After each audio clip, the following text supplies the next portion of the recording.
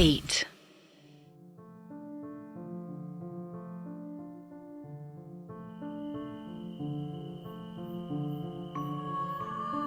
रात के 11:30 हो रहे थे।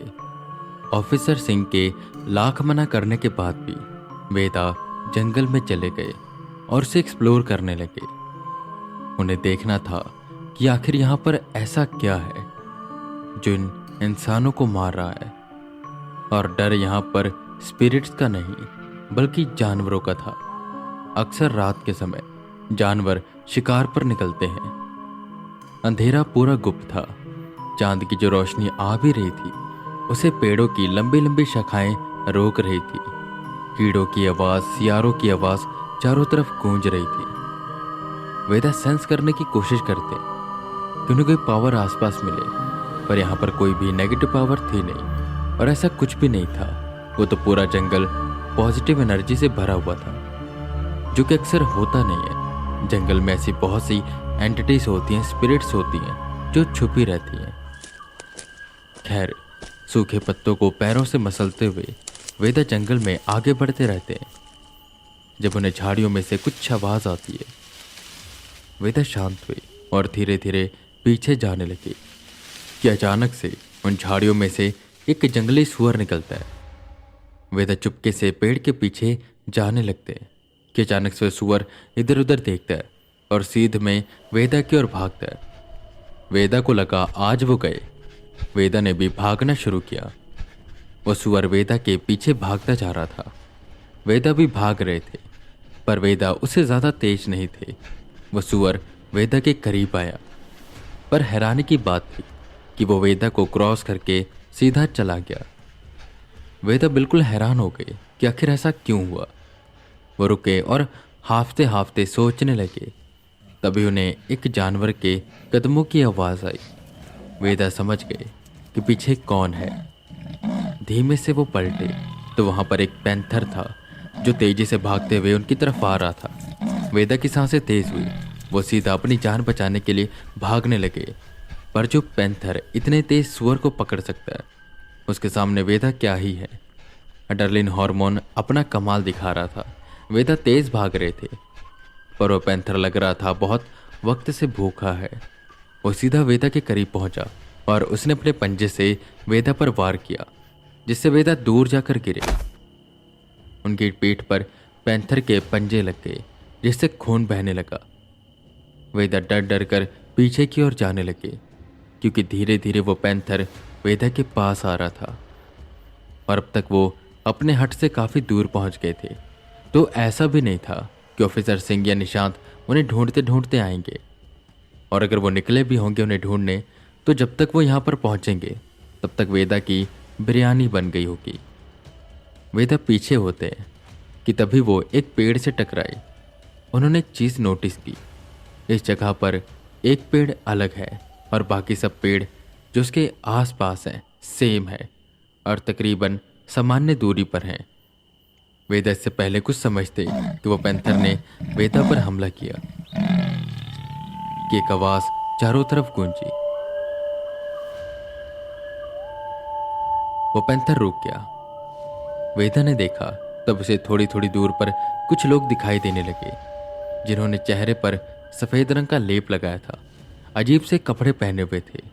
और वहीं जो औरतें थीं उन्होंने बालों में अजीब सी लकड़ी लगाई थी और ये सब वेदा की ओर आ रहे थे।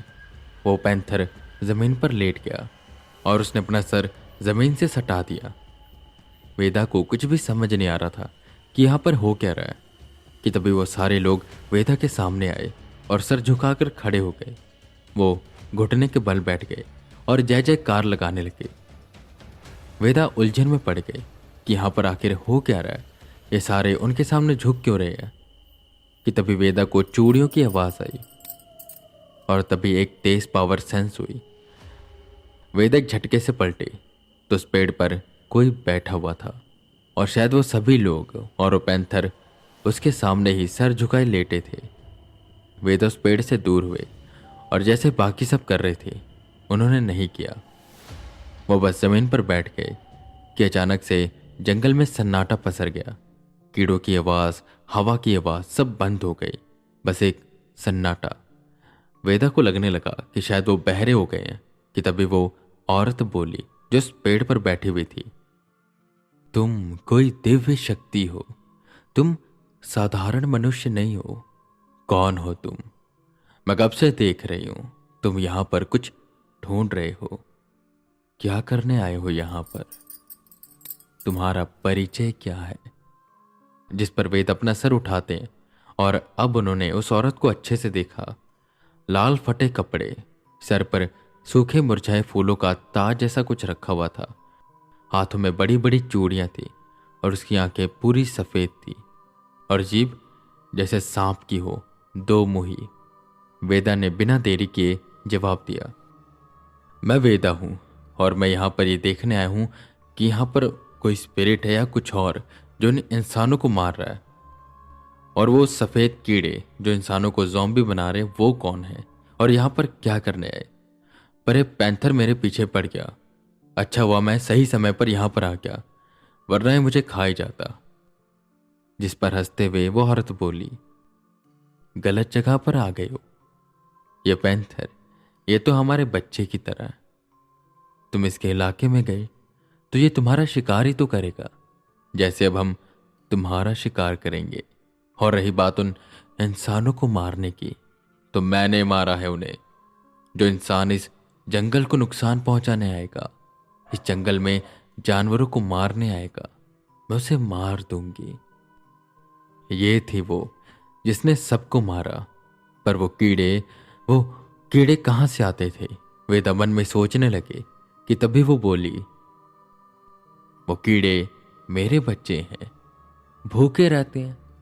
तो जैसे इंसान भूखे होने पर जानवर खाता है, वैसे मेरे बच्चे उन्हें खाते हैं। इंसान जैसे बस गिने चुने जानवरों को खाता है, मुर्गी, बकरा, सुअर।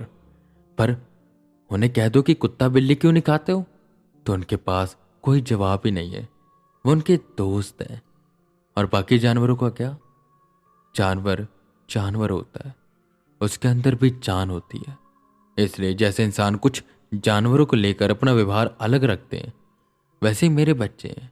वो जानवरों को छोड़कर बस इंसानों को खाना पसंद करते हैं। वो उन्हें खाते हैं और खाते रहेंगे। और अब इंसानों का अंत आ चुका है, क्योंकि ये कीड़े हर जगह जाएंगे। जो इंसान जानवरों को, पेड़ों को नुकसान पहुंचाएगा, उसे मैं जमीन में काट दूंगी। और जो इंसान पहले से जमीन में खड़े होंगे, उन्हें कीड़े खाएंगे। और अगर कोई सामान्य मौत भी मरेगा, कहीं पर भी कोई मृत शरीर भी मिलेगा, उस पर भी मेरे बच्चे जाएंगे और ना सिर्फ उन्हें खाएंगे, बल्कि उनकी आत्मा को वापस उस शरीर में बुलाकर उसे तड़पाएंगे। वे सुनकर डर गए। उन्हें कुछ भी समझ नहीं आ रहा था कि वो अब क्या करें, क्योंकि वो फंस चुके थे। देखिए, आप मेरी बात सुनिए। मैं समझता हूं कि बहुत से इंसान बुरे होते हैं, पर बहुत से अच्छे भी होते हैं जो पेड़ों की रक्षा के लिए, जानवरों के लिए कदम उठाते हैं। तो अगर उनके साथ वही सलूक किया जाएगा जो जो बुरे लोगों के साथ कर रहे हैं, तो अच्छा नहीं होगा ना। मतलब जो बुरा करते हैं उनके साथ बुरा होना चाहिए, पर उसका भी एक अलग तरीका है।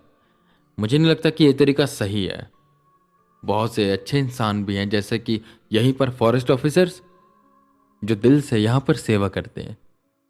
जिस पर वो एकदम से नीचे कूदी और वेदा के पास आते हुए बोली, दिल से या जेब से? पैसे के लिए ये लोग नौकरी कर रहे हैं। इनका कोई बचपन से सपना नहीं था या कोई लगाव नहीं है उसमें। अगर सामने जो पेड़ों को काटते हैं, जानवरों को नुकसान पहुंचाते हैं, वो इन्हें ज्यादा पैसा दे तो ये उनके लिए काम करेंगे और रक्षा की भक्षक बन जाएगा। वेदा उसे समझाने की कोशिश कर रहे थे, पर वो मान ही नहीं रही थी। ये देखो, ये जो बेचारा जीव है, इसके 3 बच्चों का शिकार करने आए थे वो इंसान, मैंने मारकर जमीन में काट दिया। क्या गलत किया मैंने?